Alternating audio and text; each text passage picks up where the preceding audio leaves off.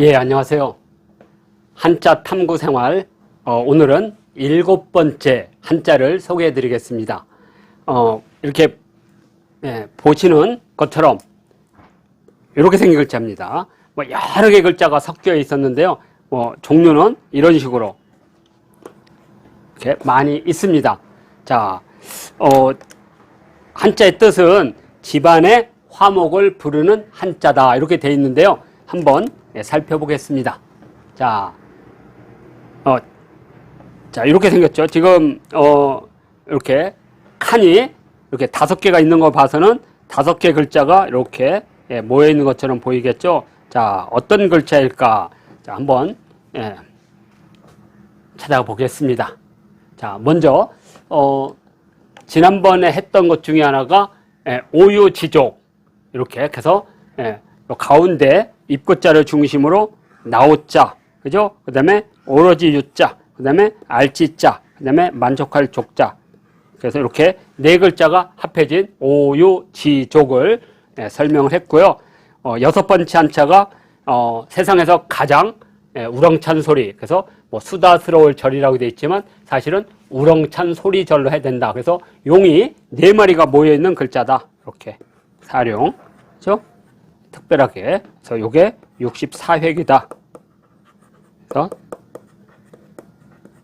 천하를 상징하는 숫자가 되겠습니다. 그래서 우렁찬 소리 절, 이게 6번째 한자였고요. 자, 오늘은 바로 7번째 한자입니다. 자, 7번째 하니까 이렇게 칸이 이렇게 5개가 있으니까 분명히 5글자가 모인 것으로 활동하겠죠. 자, 요 글자가 1번이고, 그 다음에 요 글자가 2번이 되겠고, 요 글자가 3번이 되겠고, 요 글자가 4번이 되겠고, 마지막으로 요 파란 게 5번이 되겠습니다. 자, 그래서 요 내용이 집안의 화목이 중요한 가훈입니다. 자, 어떤 거냐? 바로 요 5글자가 합해진 겁니다. 자, 요 할자는 집가자, 집, 있죠? 조화로울 화, 그 다음에 많은 만자죠. 그 다음에 사자는 일사자, 그 다음에 이거는 일어날 흥. 그래서 가화만사흥 이렇게 돼 있고, 이렇게 합치자는 이런 식도 있고, 이런 식도 있고, 이런 식도 있습니다. 자, 다양한 형태의 합치자가 있는데 오늘은 하나씩 살펴보도록 하겠습니다. 자, 이렇게 제일 저쪽에 요게 가가 되겠죠. 가. 그다음에 요게 화. 그다음에 요게 일만만자 만. 그다음에 요게 일사자 사. 그리고 요 가운 요 위에까지 해서 이렇게 해서 흥이 되겠습니다. 그래서 가와 만사흥. 보통 이제 우리나라에서는 이제 가화 만사성을 쓰는데 이제 중국에서는 이제 가화 만사흥을 주로 씁니다. 자, 그러면 한번 보겠습니다. 이렇게 가와 만사흥은 여러 합체자가 있는데 다른 이제 여러 합체자들은 주로 한 종류가 있는데 여기는 적어도 3종류 이상이 있습니다. 그래서 이런 형태, 가장 일반적인 형태가 요 형태가 되겠고요. 요 형태가 있고, 또는 요 집가자가 이렇게 먼저 있고, 여기 만사가 있고, 요 가운데 흥이 있어서 이런 형태의 글자가 있고, 또는 여기는 아예 위에가 집가자죠. 그래서 이런 형태. 그래서 적어도 여기에는 3가지 형태의 합체자를 우리가 볼 수가 있습니다. 자, 현장에서 만나는 가화만사흥입니다. 주로 이제 중화요리집이 이렇게 가화만사흥이라고 있는데요. 여기 보면 동두천에 가면 이렇게 가화만사흥을 가게 이름으로 쓰고 있는 것을 우리가 찾을 수가 있습니다. 그래서 여기 보면 이렇게 가화만사흥. 그러니까 우리는 가화만사성인데 중국은 가화만사흥이다. 그래서 우리 성과 흥이 다르다. 그래서 우리는 뭔가 이루어지는 것, 이렇게 결과물을 본다면 여기는 시작죠. 흥이니까. 그러니까 여기는 과정을 본다면 우리는 결과를 주로 중시한다는 차이점이 있습니다. 자, 한번 그래서 이 중국에는 이제 가화만상이라면 우리 한국에서는 주로 가화만사성, 석천 김미섭 선생님이 쓴 것을 아마 우리 가정에서는 많이 찾아볼 수가 있는데 이렇게 가화만사성 또는 가화만사성, 그죠? 가화만사성 이런 식으로 찾아볼 수가 있고요. 네. 예전에 드라마 중에 가화만사성이 있었습니다. 이것은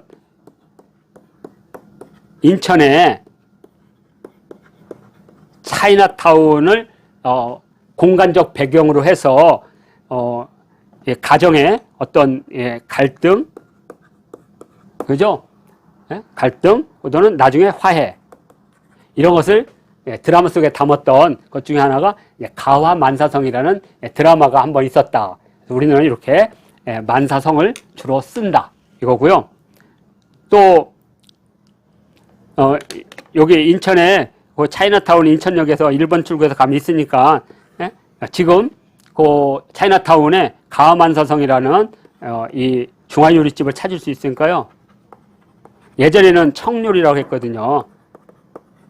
근대 시기에 중국의 산동반도에서 많은 사람들이 인천으로 와서 거기서 집단 거주를 하게 되면서 그때는 나라가 청나라였으니까 청요리라고 했는데 지금은 이제 중국, 중화인민공화국, 중화민국 해서 주로 이제 이 중화요리를 한 사람들이 나중에 이제 대만으로 대부분 갔지만 그때 이제 청요리가 이제 중화요리로 이렇게 바뀌게 되면서 우리가 잘 아는 자장면 등이 여기서 만들어지게 되죠. 그때 있었던 여러 중화요리 가운데 지금 현재 가화만사성이라는 중화요리집이 있다니까 이것은 중국식 중화요리집이 아니라면 금방 알 수 있겠죠. 만일 이것이 중국집 중국 사장님이었다면 가화만사흥이라고 했겠죠. 자 그리고 이제 여기 그 가화만사성 같은 걸 이렇게 제가 이렇게 드라마를 보다가 그 도깨비라는 드라마를 봤는데 아마 이 작가가 이 세 어머니, 아들, 딸인데 이 서로 믿지를 못해요. 각각입니다.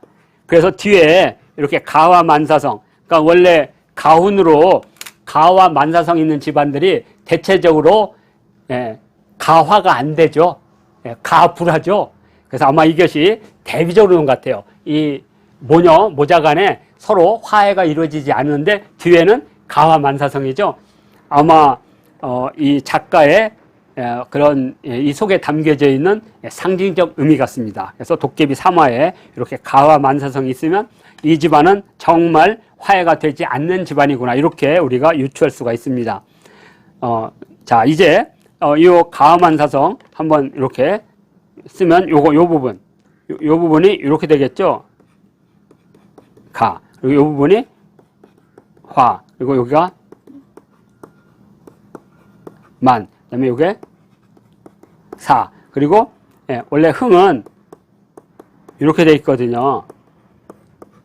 근데 지금 요 부분만 있고 요 부분 위에 요 부분은 사실 생략을 한 거죠. 생략을 했지만 이걸 딱 보면 가화만사흥을 우리가 여기서 찾을 수가 있습니다.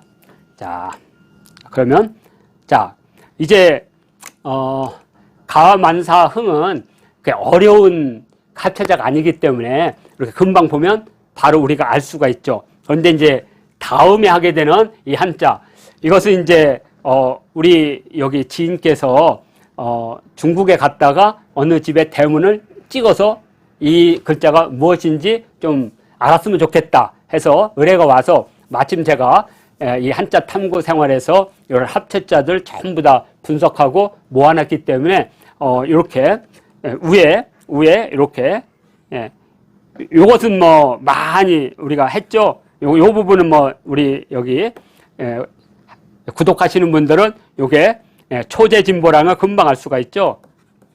초제진보.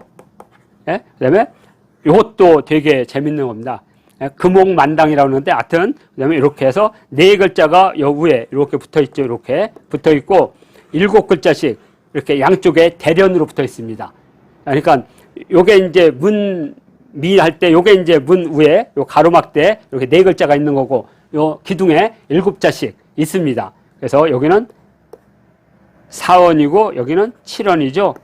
자, 그래서 도대체 요 문에 있는 합체자가 무엇인지 우리 8번째 한자에서 소개해 드리겠습니다. 아마 재밌는 한자들이 나오게 될 겁니다.